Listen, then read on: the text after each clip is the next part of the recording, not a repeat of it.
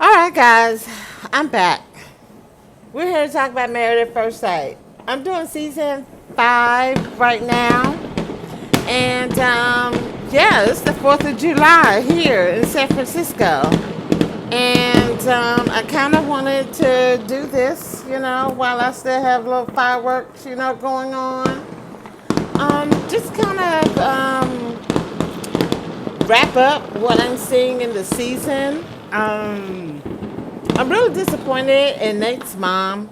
I do understand her misgivings about the marriage. It's a legitimate concern. My concern with her is that because of her misgivings, she's not really allowing them to have space in their marriage to actually try to make it succeed. So I understand why there's this confrontation between he and she because he understands that his mom is not as supportive as she could be. And it's really unfortunate. And it's a lot of the attitude, that I see from black Christian, women. We actually make our lives more difficult, because of the beliefs that we think that we hold, and so it's really okay. So I'm trying to get it so that it can focus. Okay, I think that's better focused. Um, I think a lot of our problems, as black women, come from this reservation, especially when we're, hooked up with Jesus. And I really do understand a level of that reservation. My thing is, when you go outside of your own parameters, you start having kids out of wedlock.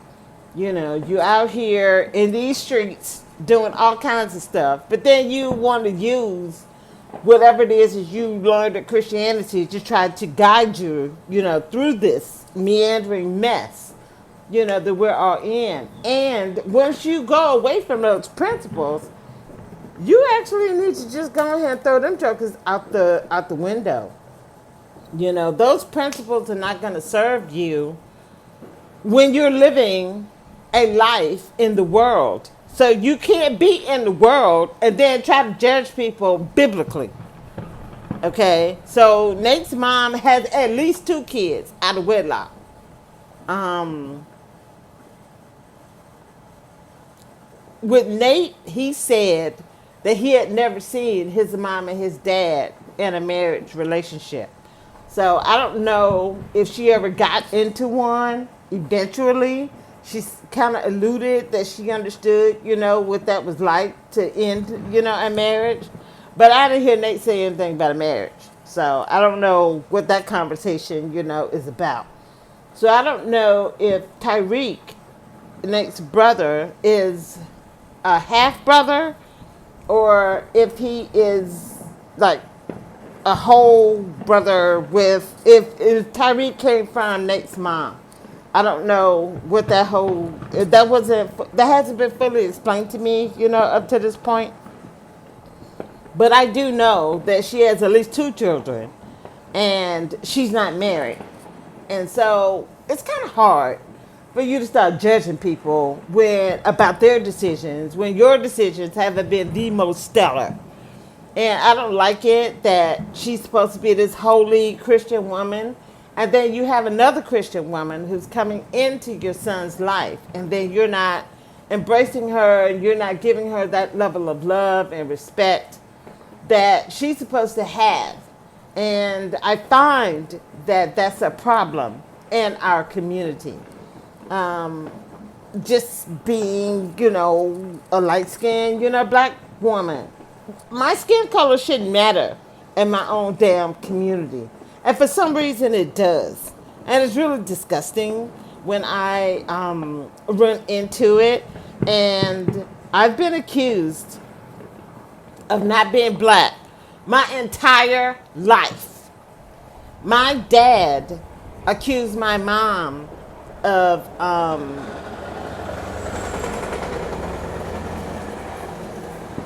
being unfaithful to him when I was born. And I actually got that story. That should be a story I should have never heard.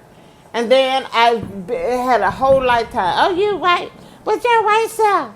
And then I had this joker the other day. Oh, well, you ain't white. I never said I was white. I know that I'm black every day in America. And then when I'm not acknowledged by my own community, it's just a whole nother level of rejection that is ridiculous. It is ridiculous. And every time I hear a black person, type or say that Kamala Harris isn't a black woman, it really pisses me off. And it takes her Jamaican heritage and just tosses it in the trash. Oh, everybody's proud of Jamaicans as long as they look Jamaican. I don't even know what that means. What do you mean you have to look Jamaican? Her dad is Jamaican. Her mom is Indian. She is an indigenous, she, as far as I'm concerned, comes from a measure of indigenous, people. And so I'm going to recognize her as that. Even though her politics may not be something that I appreciate or can get behind, I'm still not going to take away her blackness, because of that. I mean, Jim Clyburn is the blackest black man that's in the highest office, in Democratic, circles. And Hakeem Jeffries, everybody considers him black man. And that joker's got some sprinkled into him. He got more sprinkled into him than Jim Clyburn, does. He and Kamala Harris, in my opinion, are, possibly on that same level. I don't know what his background is. I don't know, whether he's half white or half black or, what his whole deal is. But he's still a black man. And for black people to get caught up in this colorism, it's disgusting. And you guys need to do something about that. Especially people, who are living on the African continent. Don't bring that mess over here to America. If you got colorism and you got black issues, child, you better leave that stuff over there. Because we got too much of it over here. Don't transport your ignorance across the globe and bring it into this space. We have enough problems with the jokers that are already here. We don't need to have it imported into this country. Look, it's a personal issue with me. Instead of the black people that I know, and it's a limited amount, and I'm cool, at this point. I used to, want to try to have more black friends and, and incorporate a measure of black relationships since I've been in San Francisco. But the rejection is strong. I mean, I personally get rejected from black people and white people. And, but Hispanic people. I'm like, are you serious right now? And it's kind of left me at this point, and I'm pontificating, so give me a breath. But we're never going to come together. And as I'm looking at this season with Nate and Sheila, I can see the rigidity, between these two. He wants to be able to form her into something. And instead of accepting her as who she is, totally different, situation. Well, as a man, if my wife don't want to hold my hand and I feel disrespected, well, okay, don't act stupid and think that a ping pong game is something that you at a NBA championship. You're not trying to win an NBA championship. You're just having a nice game of ping pong with your brand new wife that you're still getting to know. And it's so important for you to have that level of dominance that you're willing to just blow up your relationship on your freaking honeymoon with a basic stranger This is how caught up into your manliness and your male dominantism, your male dominant mental faculties, the limitations that it provides. That now you have sown this mess, this meandering morass that we all now have to sit here and look at, and it's just really disgusting. I really do. I love men, but I'm getting to a point where I just don't see you guys that way anymore. I'm not gay. I like I just said, I mean, I appreciate men, especially, I'm heterosexual. So I do have a level of man, that I appreciate. But child, the mess that I see right now, we're never going to come back together. And I don't know how long I'm going to be able to do this married at first sight thing. I mean, I was doing it with the enthusiasm and the hope that I could actually provide, some dialogue and some insight that would actually be able to make a change. But the older that I get, and my birthday is next week, it would be on the 8th. So very disappointed, very, very disappointed. 54. And I don't see us being any better as a people than I saw my grandparents, being. I think we're worse. And I don't see us, becoming any better. If we actually are able to become better, it's because we're going to be so downtrodden and back in the condition, that we were in before, that it's going to force a measure of solidarity. But it's never going to happen. That time of union is a wrap, and we're divided. I actually saw this video with Umar Johnson, and like I said, he's not my favorite, person. I can see him still making sense, at some points. And one of the points, that he made, and I agree with, I mean, I came to this conclusion before I heard him say it. So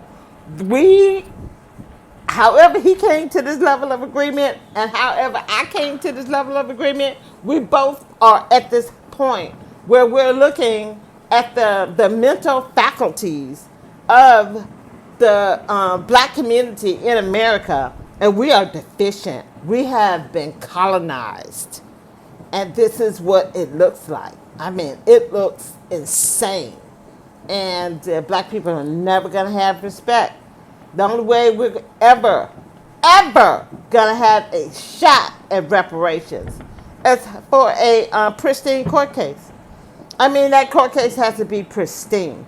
And the people from Tulsa who have all the documentation, all of it, and they still were denied to be able to have restitution for the things, that happened, to them. So you guys are just really going to have to understand the country that we live in. They're never going to accept us. I don't care. I mean, even a Barack Obama, he is rubbing elbows with some of the richest people in the world, and he's still not accepted. You know what I mean? There's still a gulf between his family and whiteness. I mean, even he can't influence this mess that we're looking at, with Joe Biden. So back to Married at First Sight. Thank you for allowing me to, have that moment. So Nate and Sheila, they had a Labor Day event, and I thought that it was at their complex that they were actually having this event, and I understand now, looking at it again, that they were actually invited, over somewhere else. And Nate just got full, and he decided that he wanted to go after Sheila's friend, Tanae, And it was just inappropriate. The man was humble. He didn't come in there with any like male energy, alpha. He did not. And for Nate to step to this man the way that he did and have this kind of conversation and bring his friends into it and all of that, it just really caused a rift in his relationship that was unnecessary. So I see an unnecessary rift because of his mom, and I see an unnecessary rift because of the mental BS that Nate, has going on with his paternalistic or patriarchal nonsense that he had. And I know he got that from his dad. His dad radiates it. If you actually go back and look at this Joker from the wedding, I couldn't, I would never be interested in a dude like Nate's dad. Ever. He is what I would tell my daughters, my nieces, my friends' kids to stay far away from. Child, please stay away from him. The level of cockiness and just BNS that this Joker radiates, it's just nothing, but problems. And if I see it now, then I'm sure that it was something that was just, it was a flashing light coming off of him, when he was younger. So I feel sorry for Tyreek. I was looking at him in the back of the car as they were going down, to go and visit Nate's family in Flint, which is not a good place. Flint is like an industrialized wasteland that any black people who are still living there, I really do. I feel sorry, for them. Their water is poisoned, the land is poisoned, the house that you set up and invested in all these years is basically worthless. And you really haven't left anything, for your children.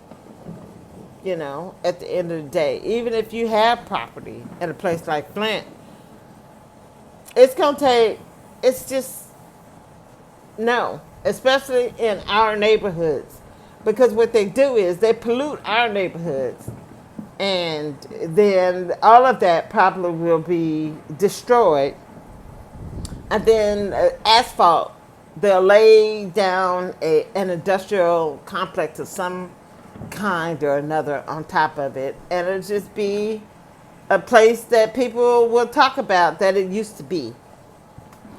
So very disappointed. It's really bringing up a lot. I remember when I saw it the first time, I really kind of was a little bit down on Sheila because she was really rigid in, how she was communicating. She was like, yeah, I ain't doing all this with you, on camera. As I'm older and now that I'm looking at it again and I see the stuff that I know now, I actually am giving Sheila way more grace. And I invite you guys, to kind of relax some of any issues that you kind of may have, with her right now. I invite you to really suspend that and just, finish, watching the episode.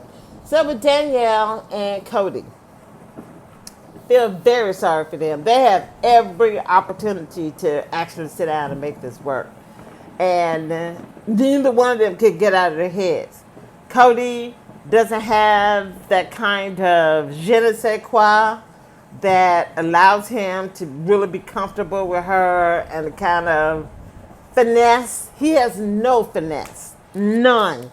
And Danielle is Miss Finesse.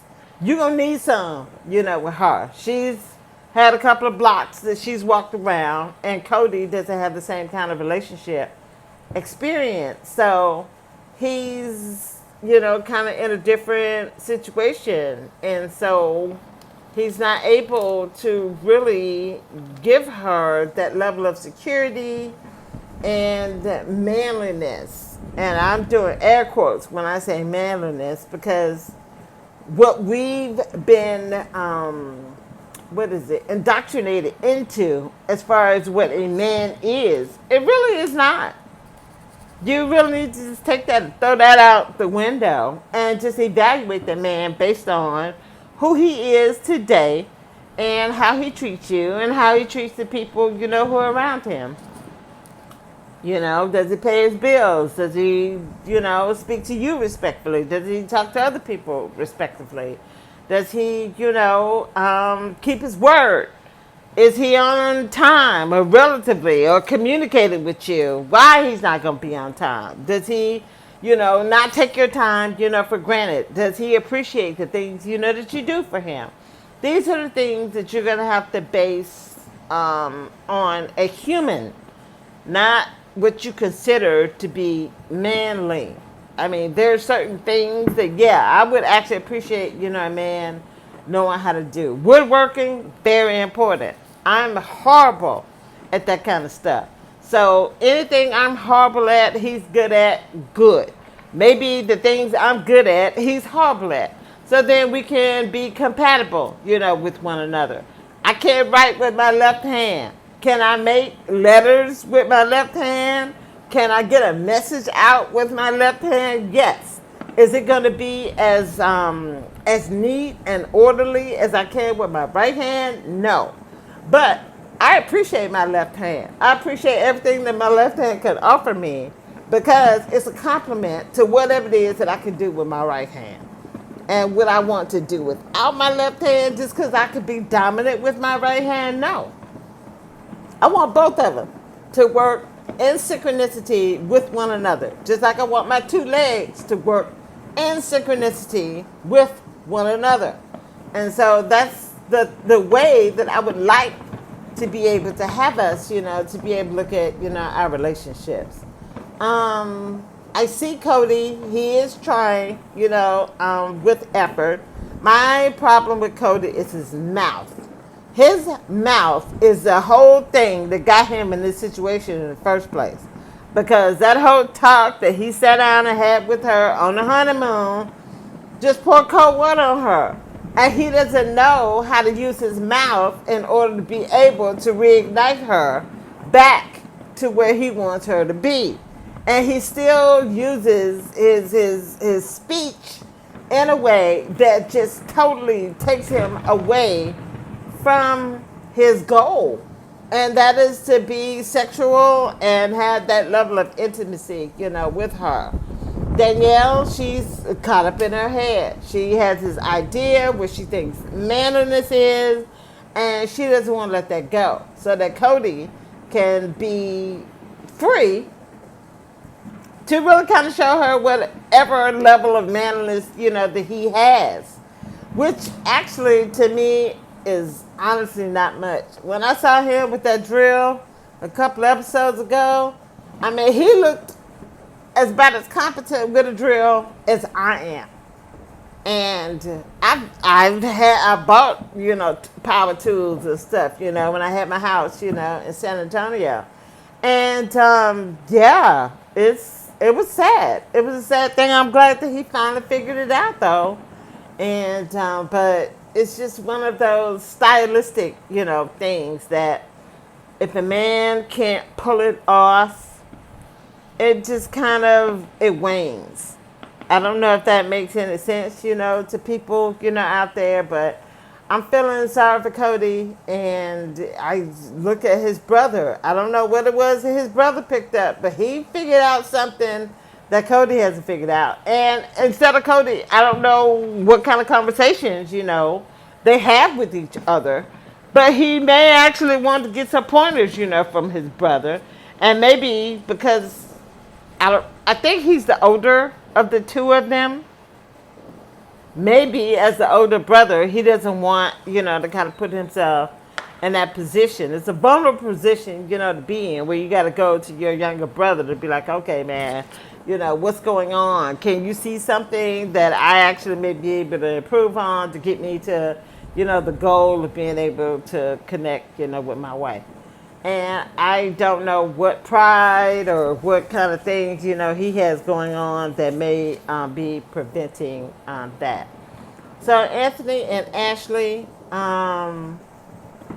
They're interesting. I really love Anthony's attitude. He kind of reminds me, he's like a male Nicole, that he is focused on the goal of trying to make, this connection, that he's been given work.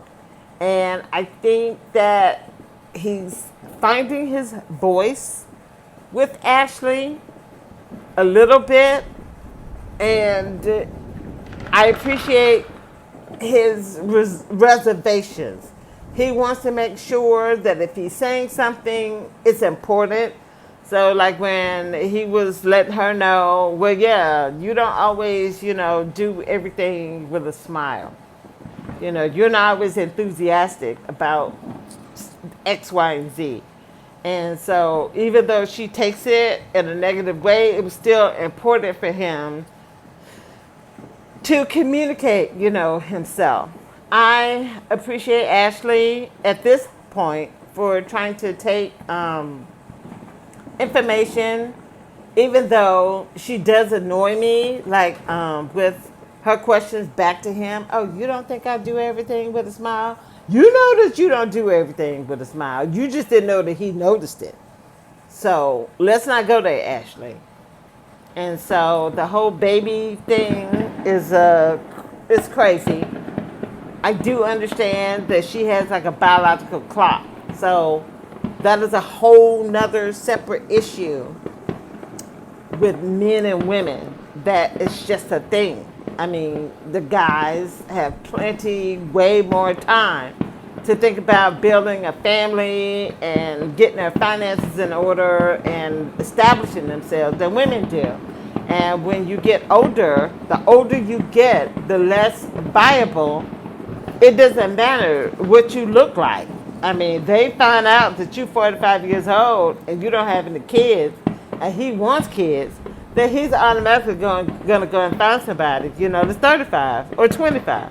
I mean, you talk about a 20-year difference between women, and how many women are out there that are just as accomplished, as you, that are just as intelligent as you, that are just as fun as you. What is it that makes you so special that if he wants kids, that he's going to take his chances with your old eggs, that he can't take a chance, with somebody that's 20 years, younger than you. These are things that people didn't talk to me about, when I was growing up. They go to school, get a good job, do this, that, and the third, and then blah, blah, blah. And it's just not like that. The world is not like you. You're getting advice from people who grew up in a world that no longer exists. You guys are in a whole new, different environment. And if you continue to take that mess that you learned from your grandparents and that you learned from your mom and dad, then you're putting yourself, you're rolling some serious dice. It's just a whole different situation. I mean, it is. And for those of us, I don't know what other people's situation is. I've always been challenged to have any relationships, with men. I mean, talk about friendships or even, romantic relationships. So if you're challenged to even get a relationship with men, then you really are going to have to dynamically change the way that you approach how to meander this whole situation. None of the advice that you're getting from the people around you is going to work for you because you're in a unique, situation. So you see other people around you get married and stuff, but you're not able to foster those kind of relationships, so you're going to have to do something different. Nobody explained that, to me either. So it's something. I really appreciate the journey that Anthony and Ashley are on. I think that at this point that we're looking in the program, that they are this level of successful is because of the patience that Anthony is having with Ashley. And I don't know, maybe I'll see some patience that Ashley has with Anthony. that I can communicate about, but at this point, I'm just seeing it more from his effort and restraint. So I think that those are all the couples, and I kind of wanted to do like this level of check-in, at this time. So we're coming up on the month anniversaries. I think that this season kind of is like off kilter because we're at episode like 10. I think I've just finished uploading episode 10.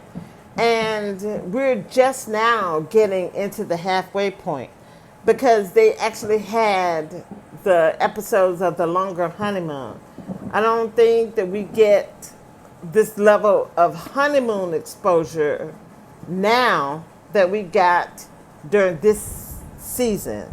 So I think that that's the thing that kind of has offset us because they're only 17 episodes. So I'm getting ready to upload episode 11 with the next couple of days. And so we only have like 6 more episodes, after this. After the one that I finished uploading. I guess that's it.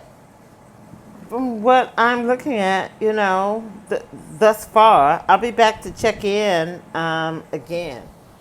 And anybody who is interested in hearing what I have to say after this point, then welcome. But right now, this is going to end my review of Married at First Sight Season 5. And I will be back to give commentary on it, later on as I finish uploading, some more episodes. What I'm going to talk to you guys, about now is some of the craziness that's happening. I know that I have some international people who are listening, to me. And, for those who are white, okay, welcome. I'm still going to communicate what I feel about colonialism and the danger and the upheaval that it has caused and that it is still causing. I mean, the infection that comes with it. Like, black people are not the only people who could be colonialized. I mean, if you look at what's happening in Israel right now, this is what happens when colonization takes over your mental faculties. You become something else. You look like a human, you sound like a human, but there's something that has happened to you mentally that has disconnected you from humanity.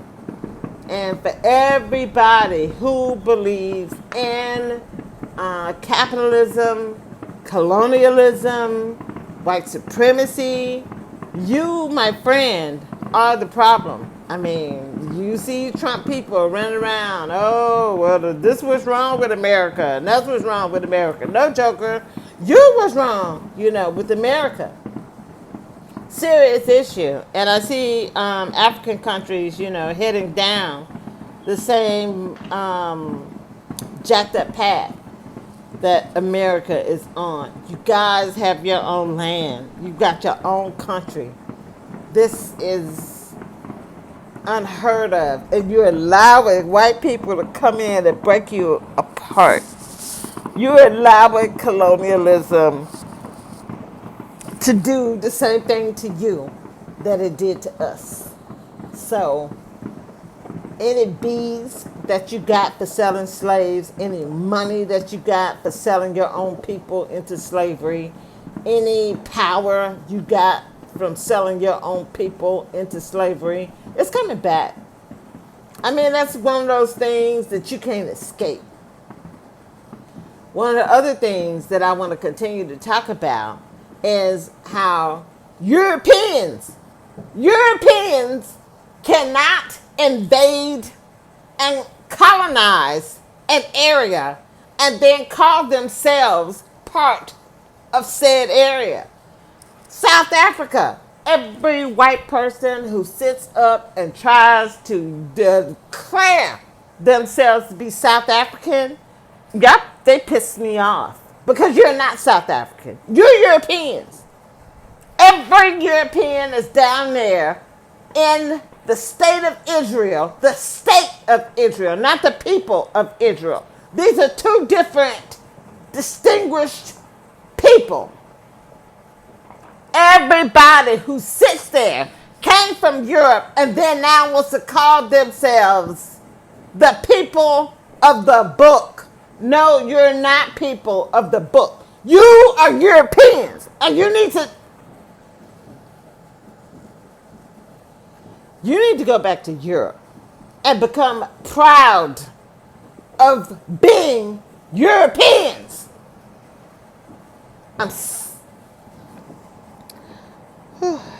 I can't.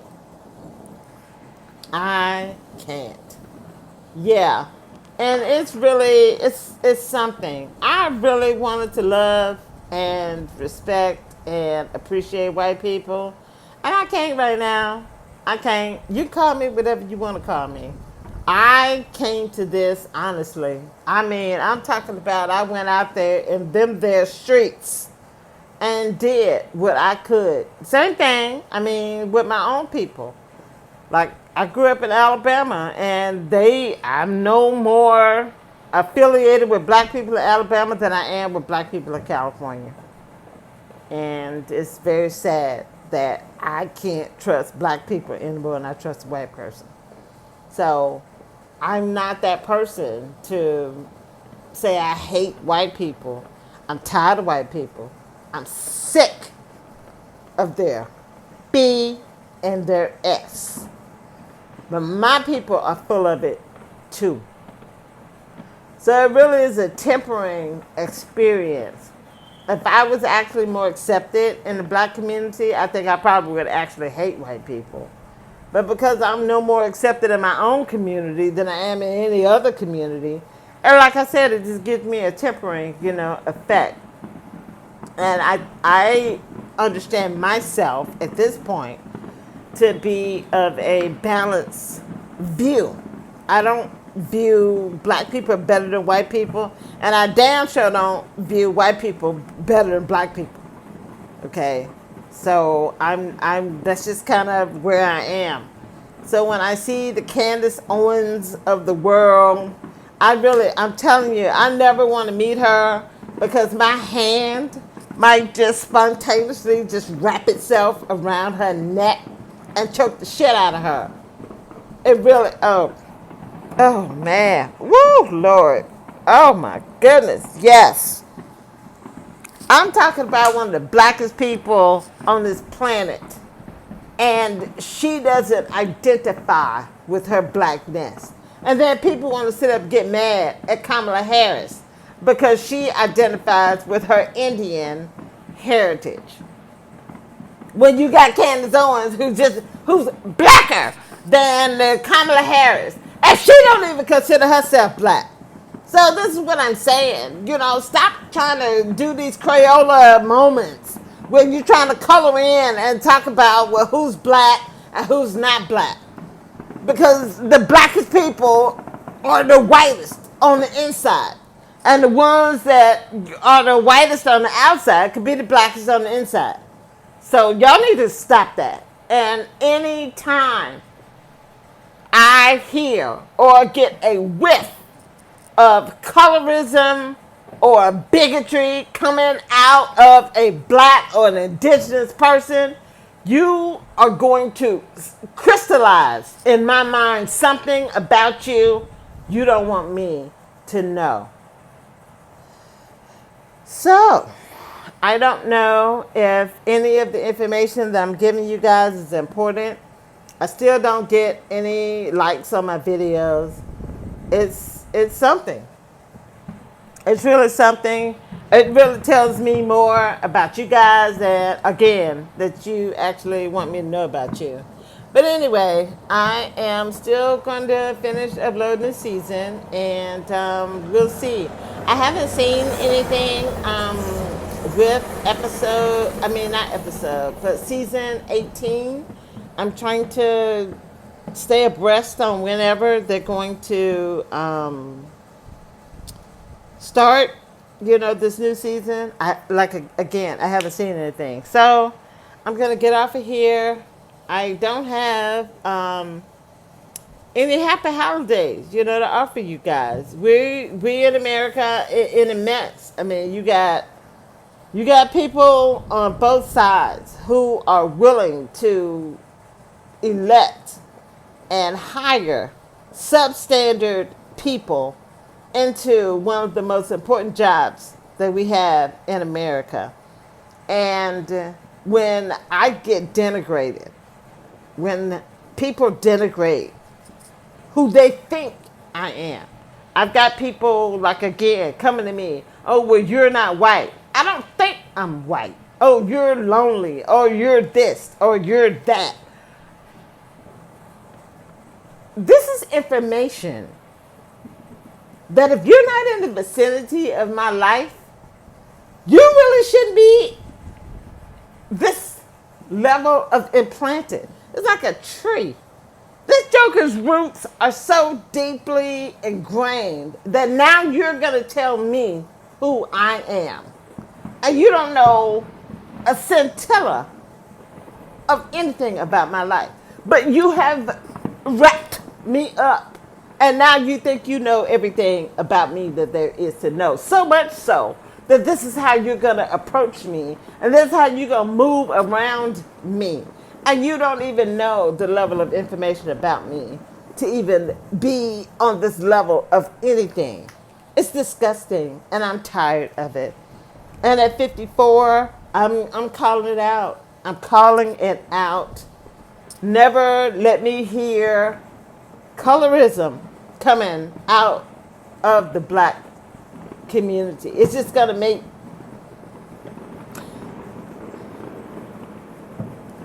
it's not going to facilitate anything positive.